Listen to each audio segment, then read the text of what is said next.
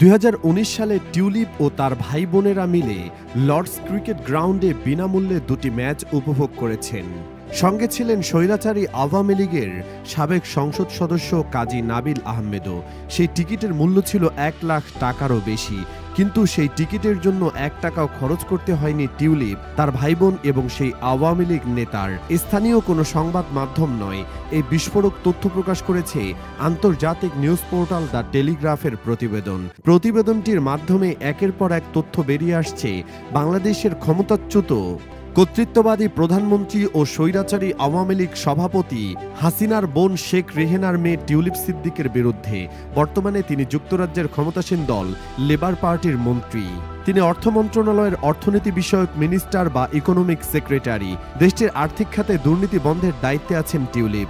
সরকারি নথিপত্রের বরাতে যুক্তরাজ্যের সংবাদ মাধ্যম দ্য টেলিগ্রাফ জানায়, ২০১৯ বিশ্বকাপের দুটি ক্রিকেট ম্যাচ স্টেডিয়ামে বসে দেখেছিলেন টিউলিপ সিদ্দিক।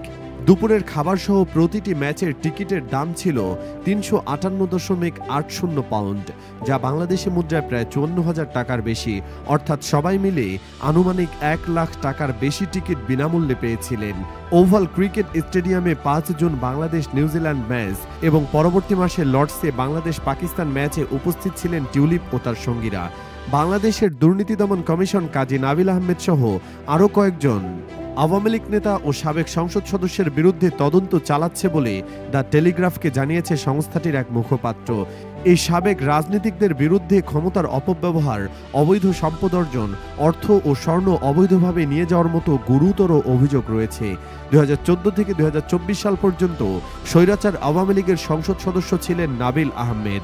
৫ই আগস্টের পর তিনি দেশ ছেড়ে পালিয়েছেন বলে শোনা যায়। টিউলিপ সিদ্দিক নিজেকে শেখ হাসিনা সরকারের সাথে সংশ্লিষ্টতা থেকে দূরে রাখার চেষ্টা করলেও দ্য টেলিগ্রাফ জানিয়েছে, ২০১৯ সালে যুক্তরাজ্যের সাধারণ নির্বাচনে তৎকালীন লেবার পার্টির নেতা ও বর্তমান প্রধানমন্ত্রী কিয়ার স্টারমারের হয়ে প্রচারণায় অংশ নেন যুক্তরাজ্য আওয়ামী লীগের নেতাকর্মীরা।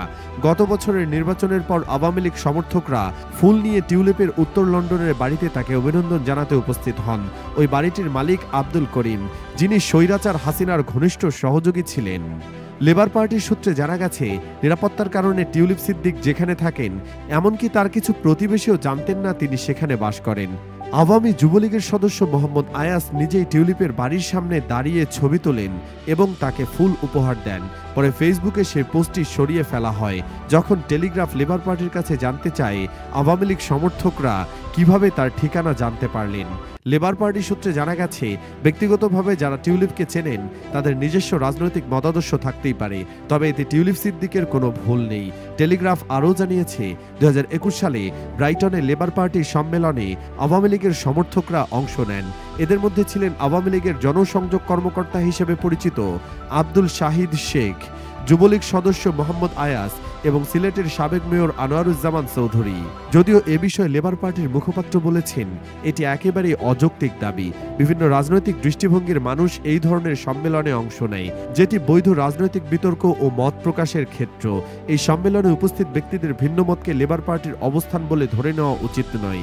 এদিকে যুক্তরাজ্যের প্রধানমন্ত্রী কিয়ার স্টারমারকে টিউলিপ সিদ্দিককে বরখাস্ত করার আহ্বান জানিয়েছেন বিরোধী নেতা কেমি ব্যাডেনক।